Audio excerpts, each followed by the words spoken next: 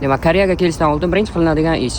Bugun disiplinani 73-kuni tajribani qilishdan oldin qisqa kerakli ma'lumotlar bilan o'rtoqlashaman. Balki bu Koreyaga endi kelmoqchi bo'lgan ukalarimiz uchun foydasi tegadigan ma'lumot bo'lishi mumkin. Demak, Koreyaga kelishdan oldin birinchi qilinadigan ish Koreyaga nima sababdan maqsad bilan kelayotganini aniqlab, to'g'ri maqsadni qo'yish hisoblanadi. Siz Koreyaga nima maqsadda kelyapsiz? Pul topish maqsadidami yoki o'qish maqsadidami? Yoki aniqlab olishingiz kerak. Bu aniqlab olishdan maqsad universitetingizni aniqlashga yordam beradi. Agar siz pul topish uchun, sizga aytganda soqqa qilish uchun kelmoqchi bo'lsangiz, shu universitetga topshirayotganda ham kontrakti arzon va haftada bir kun borish mumkin bo'lgan universitetlarni tanlashingiz kerak bo'ladi.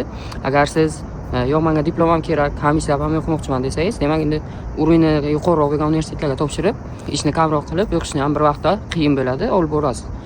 Ana shu maqsadni aniqlab kelsangiz, kelganingizdan keyin qiynalmaysiz.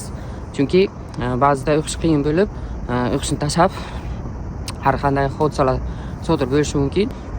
Shuning uchun nima maqsadda kelganingizni unutmang. Koreyada biz umrbod qolib ketmaymiz.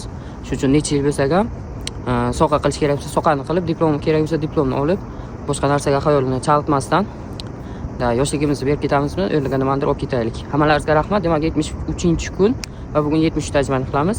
Kunlaringiz xayrli o'tsin.